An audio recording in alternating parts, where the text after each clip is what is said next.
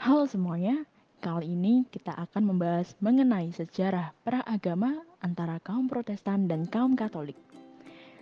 Kalau dipikir-pikir, sebenarnya apa sih penyebabnya? Gimana kronologi dan endingnya? Nah, mari kita simak video pembelajaran kali ini. Perang agama ini terjadi di Prancis sekitar tahun 1559 sampai 1610 dan menyebabkan krisis nasional. Perang yang berlangsung lebih dari 30 tahun, ya meskipun nggak terus-menerus, tetapi juga menyebabkan dampak yang besar. Lalu gimana sih perang ini bermula? Nah, pada tahun 1559, terdapat ajaran Calvinis yang berkembang di masa pemerintahan Henri II. Juga terdapat peralihan agama oleh kaum bangsawan yang menjadi ancaman untuk kerajaan. Karena di zaman itu, dalam satu negara hanya diperbolehkan satu agama, yaitu agama yang dianut raja. Namun bisa saja agama minoritas mempertahankan agamanya jika merasa suatu saat akan lebih kuat. Dan hal inilah yang terjadi di Prancis pada waktu itu. Ketika kepemimpinan Charles IX, ia masih kecil sehingga pemerintahan dijalankan oleh ibunya, Catherine Medici. Ibunya yang berasal dari luar Prancis memanfaatkan kedudukannya.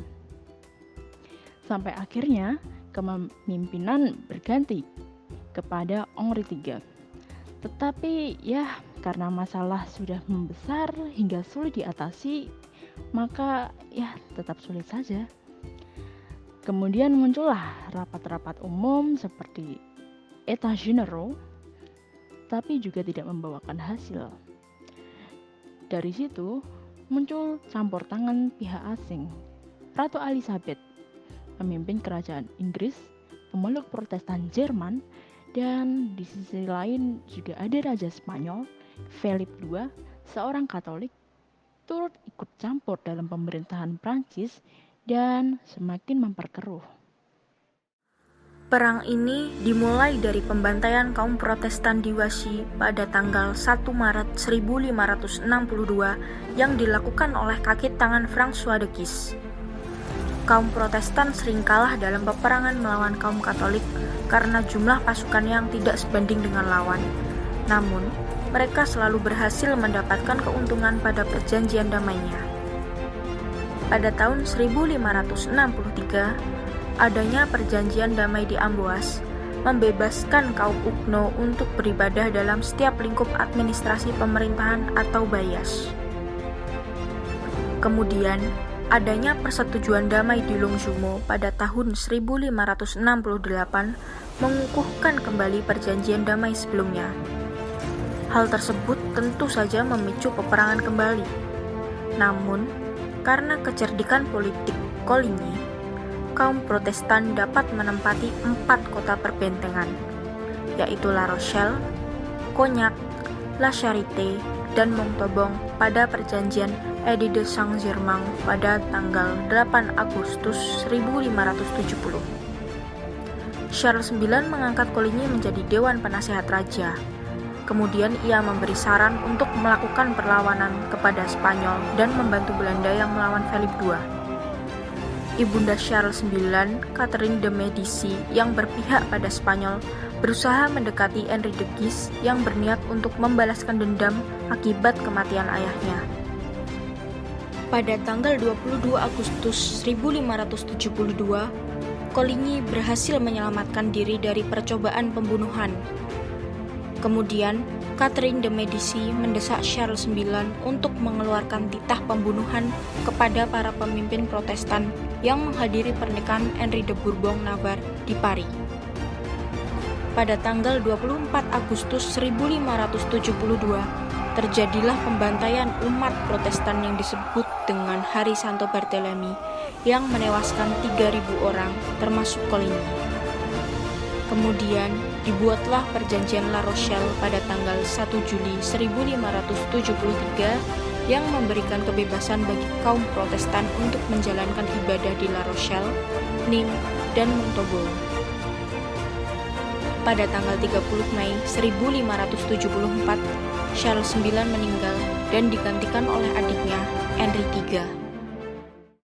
Pembantaian kaum Protestan di hari Santo Barthélemy membuat mereka bersatu dan tergabung dalam Persatuan Calvinis yang menuntut kesepakatan Edit de Beaulieu pada 1576 yang akan mengembalikan hak kebebasan beribadah serta menambah kota perbentengan menjadi 8. Karena hal ini, kelompok Katolik merasa tidak mendapat dukungan yang layak dari raja, sehingga mereka membentuk Liga Suci di bawah Henry de Guise. Menjelang 1580, tercapai keseimbangan antara dua kelompok ini karena mendapatkan pengaruh dan dukungan dari barisan kaum Katolik moderat yang didukung oleh François d'Alençon. Pada 1577, Raja Henry III mencoba untuk menghilangkan pengaruh Liga.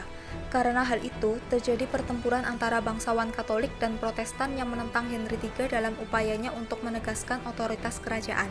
Para Huguenot dikalahkan dan dipaksa oleh perdamaian Bergerac untuk membatasi keuntungan yang diperoleh dari Dekret Beaulieu. Dalam Perang ke-7, tercapai perdamaian Nerac mengenai pemberian 15 tempat aman untuk kaum Protestan dan kembali ditegaskan dalam perdamaian Fleix. Perseteruan ini berakhir imbang, tetapi kesepakatan berakhir sampai François d'Alençon mangkat. Karena Henry III tidak berputra, maka pewaris tahta diturunkan kepada Henry de Navarre, seorang Protestan yang berpaham Calvinis. Hal ini menyebabkan rakyat Prancis merasa gamang dan mendorong Henry de Guise untuk mengeluarkan Traktat Joinville yang ditandatangani antara Liga Suci di bawah Henry de Guise dan Felipe II dari Spanyol yang akan memberikan dukungan keuangan kepada Liga Suci untuk menindas kaum Protestan di Prancis. Hingga pada tanggal 7 Juli 1585 kembali diadakan perundingan perjanjian Nemours yang membatalkan semua dekret sebelumnya, kemudian memaksa raja untuk menyesuaikan diri dengan tuntutan Liga Suci. Akhirnya, di bawah tekanan dari Adipati de Guise, Henry III mencabut hak waris Henry de Navarre atas tahta Prancis. Ketika Perang ke-8 meletus, Henry de Navarre berhasil mengalahkan pasukan kerajaan di Coutras. Sementara itu, kaum Katolik Prancis diprovokasi Panitia 16 kecewa karena kegagalan Henry III dalam menumpas Persatuan Calvinis, sehingga pecah pemberontakan rakyat yang membarikade jalan-jalan kota Paris, menyebabkan Henry III melarikan diri dari Paris. Hal ini membuat Panitia 16 mengambil alih pemerintahan. Kemudian, pembunuhan Adipati de Guise menyulut amarah pengikut fanatiknya, sehingga Liga Katolik memaklumkan perang terbuka melawan Raja Henry.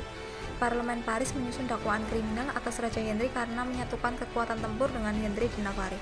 Dalam dua pertempuran, mereka berhasil memukul mundur pasukan Mayenne di Normandy dan kembali mengepung Paris. Tetapi pada 1589, Raja Henry ditikam oleh Jacques Clement. Henry III memohon pada Henry de Navarre agar bersedia menjadi penganut agama Katolik, sehingga pada 1594 Henry de Navarre dinobatkan di Chartres setelah ia menolak agama Protestan. Dukungan terakhir diperoleh dari Gubernur Bretagne. Henry IV akhirnya berhasil mengalahkan pasukan Spanyol di Fontaine-Française dan kembali merebut Amiens. Perdamaian dengan Spanyol tercapai melalui persetujuan Versailles yang mengukuhkan kembali persetujuan Château-Cambrésis, dan akhirnya Henry IV berhasil mengakhiri perang serta memberikan kesempatan beribadah dengan damai untuk kaum Protestan setelah menandatangani Edit de Nantes pada 13 April. Edit de Nantes adalah sebuah dekret yang dibuat di Nantes, Britania pada tanggal 13 April 1598. Dekret ini ditandatangani oleh Henry IV sebagai bentuk berakhirnya perang antara umat Protestan dengan umat Katolik Roma yang dimulai pada tahun 1562. Dekret ini adalah salah satu dekret pertama tentang toleransi beragama di Eropa yang memberi hak beragama bagi kaum minoritas Protestan di Prancis. Dekret tersebut memberi kebebasan bagi para Protestan untuk mengadakan ibadah di berbagai kerajaan kecuali di Paris. Para Protestan diberi hak sipil penuh, yaitu dapat mengakses dalam hal pendidikan dan mendirikan pengadilan khusus. Pada akhirnya, perang antara agama ini berakhir dengan diakuinya agama Protestan, meskipun pada saat itu dianggap sebagai minoritas di Prancis.